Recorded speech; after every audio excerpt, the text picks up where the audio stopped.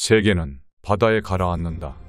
여기서 세계가 바다에 가라앉는 이유가 뭐가 있을까를 생각해보면 여러 가지가 있겠지만 지금 원피스의 복선들과 흐름들을 모아 생각해봤을 때에는 아주 높은 확률의 두 가지가 있습니다. 첫 번째는 세계가 바다에 가라앉는 이유를 예언으로 바라보는 시각입니다. 이전 영상에서도 말씀드렸듯이 개인적으로 메시아 장르라고 부르는 선택받은 자가 이 세계를 구원한다는 장르에는 반드시 예언이 따라다닙니다. 최근에 개봉했던 듄을 예로 들어보면 Who can help us into a better future?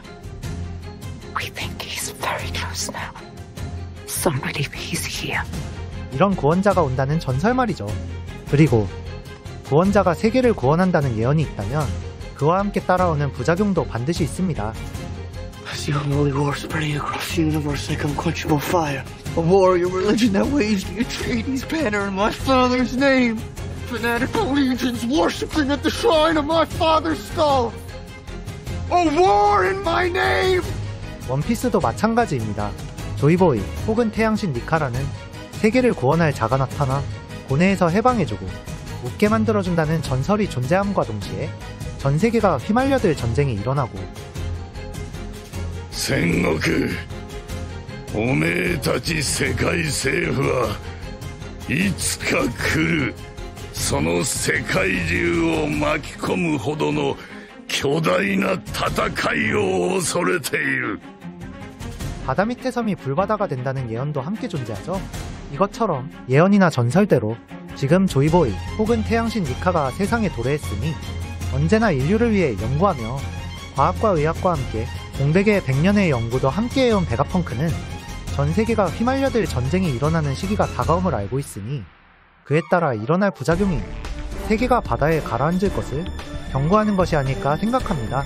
세계가 가라앉는다는 대사가 조이보이의 등장과 함께 일어날 부작용에 대한 경고라면 베가펑크는 과학자이기에 단지 예언에만 매달릴 것이 아니라 이것이 현실로 일어날 것이라는 과학적 근거가 필요할 텐데요. 베가펑크가 세계가 가라앉는다는 것을 주장하는 근거는 원피스 세계관에 이미 다 나와 있다고 생각합니다.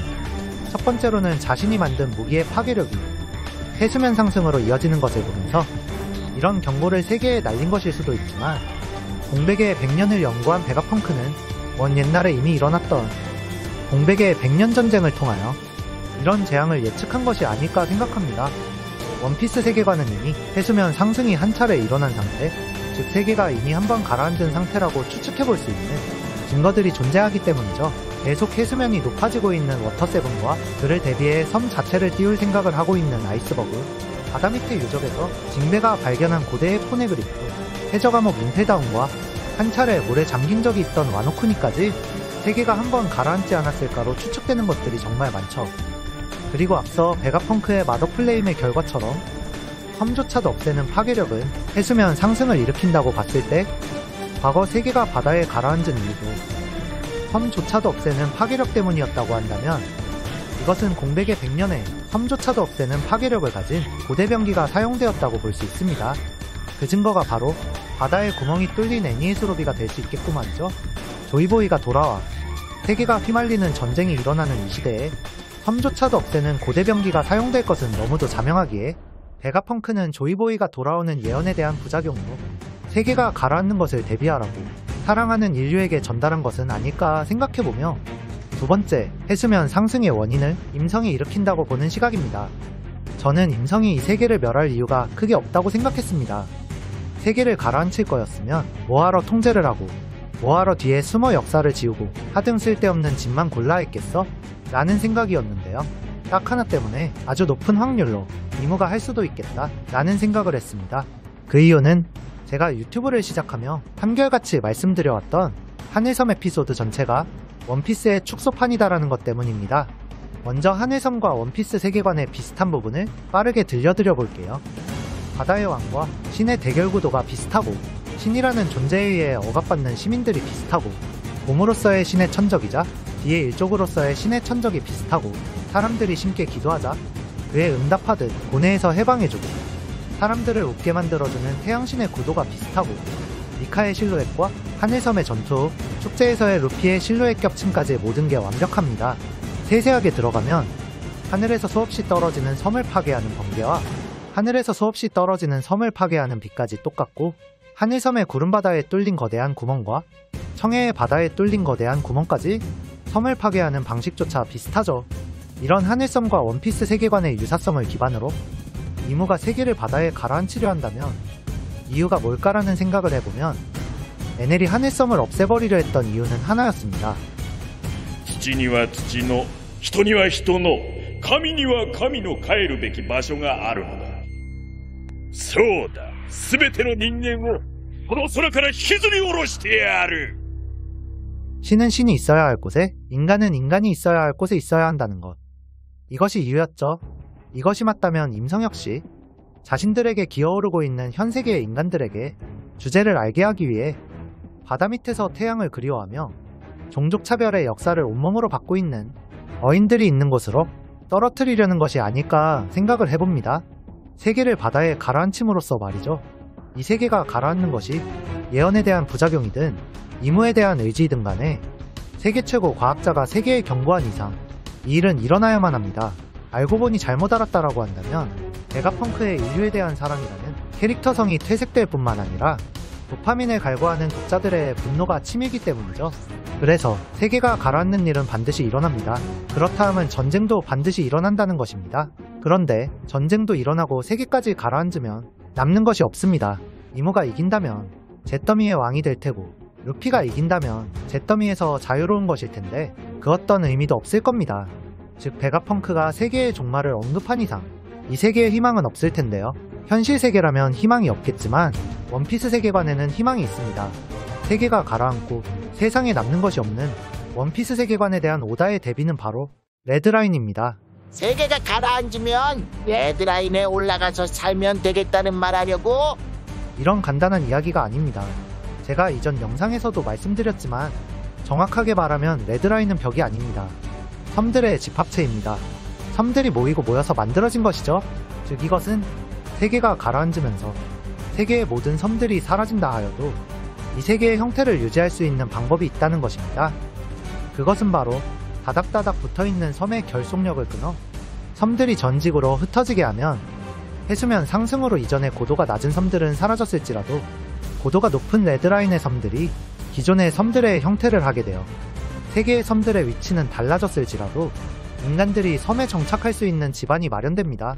하여 지금의 레드라인 위에 세워져 있는 판게아성의 의미대로 레드라인은 판게아, 즉 초대륙 그 자체이며 초대륙에서 대륙이 갈라지며 대륙이동을 하면서 이 지구가 만들어진 것처럼 지금의 원피스 세계는 가라앉고 레드라인이라는 초대륙이 갈라지며 여러 방향으로 대륙이동하여 고도가 높은 레드라인의 섬들이 새로운 지도를 형성하고 원피스 세계관의 세계지도가 새롭게 구축될 것이란 뜻입니다.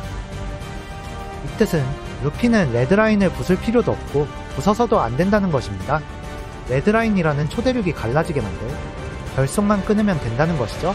그렇다면 제일 적합한 곳은 바로 세계의 정중앙이자 허의 옥자가 있는 그 섬이자 레드라인에 유일하게 허점이 있는 곳이자 어인섬의 바로 위에 있는 마리조아가 있는 성입니다. 그곳만 부수어서 레드라인이라는 초대륙의 결속만 끊으면 어인섬이 불바다가 된다는 그 예언과 이어지면서 해수면이 올라 세계가 가라앉을지라도 레드라인에서 찢어진 고도가 높은 섬들이 대륙이동을 하며 해수면만 높아졌을 뿐 이전의 세계와 똑같은 모습을 하고 있을 것이란 뜻입니다. 그리고 이런 전개에 의미를 더해 정리해보면 세계가 바다에 가라앉은 이후에 망망대해에서 갈 곳을 잃은 사람들은 약속의 배 노아를 타고 있을 테고 루피가 임성을 쓰러뜨리고 마리조아를 부숨과 동시에 레드라인의 결속까지 끊어내 고도가 높은 레드라인 섬들의 대륙이동이 시작된다면 노아에 타고 있던 인류는 이전의 신들의 땅이라고 불렸던 레드라인이 찢어지며 대륙이동하여 만들어낸 새로운 세계에 상륙하여 새로운 삶을 시작하게 되겠죠. 즉 신들의 땅인 레드라인이 모두의 땅이 되는 겁니다. 人の生きるこの世界に神などというものはおらん! 이렇게 생각하는 근거는 또 하나 있습니다. 하늘섬과 원피스 세계관의 공통점이 또 하나가 뭔지 아시나요? 일반인이 사는 아래의 땅과 신들이 사는 위의 땅이 존재한다는 것입니다. 원피스 세계관에는 아래의 땅이 존재하고 신들의 땅인 레드라인이 존재하죠. 하늘섬도 마찬가지입니다. 아래의 땅인 스카이피아가 존재하고 신의 땅인 어퍼야드가 존재하죠. 하늘섬에서 에넬은 아래의 땅인 스카이피아를 지워버려 사람들이 갈 곳을 잃게 만들었습니다. 그들은 구름의 바다에 둥둥 떠있죠. 그리고 루피가 에넬을 날려버리며 전투가 끝나자 아래의 땅에 있던 사람들은 위의 신의 땅으로 이동합니다. 거기서 새로운 시작을 하죠. 이런 모습처럼 가라앉아버린 세계에서 망망대해의 바다에 갈 곳을 잃은 사람들은 루피가 인성을 쓰러뜨리게 되면서 신의 땅이라 불리는 레드라인으로 올라가 이주하여 새로운 시작을 하게 되지 않을까 생각을 하며 레드라인이라는 판계와 즉 초대륙을 형성하고 있던 섬들은 여러 방향으로 대륙이동하며 이전과는 다른 새로운 대륙이 생기고 새로운 세계가 형성되겠죠. 그리고 또 새로운 지도가 그려지겠죠. 저는 이것이 원피스의 마지막과 연결될 것 같습니다. 하늘섬 에피소드의 마지막 장면이 뭔지 기억하시나요? おめえら、本当に今までありがとう。俺なんぞの夢に何年もよーく付き合ってくれた。そんな醜しいじゃねえか。なあおめえら。次はどんなロマンを追いかけようか。 이렇게 보이지 않던 것을 쫓던 이들이 또 다른 로망을 찾아 모험을 떠나는 것으로 마무리되죠.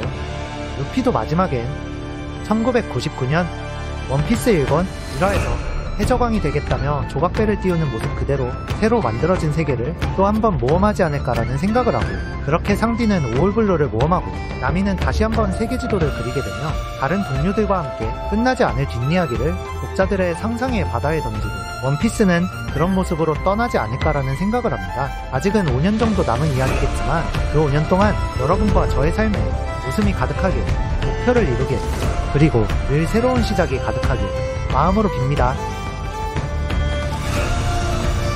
レイリー、俺はやるぞ。海賊王に俺はなる。ああ、頂点まで行ってこい。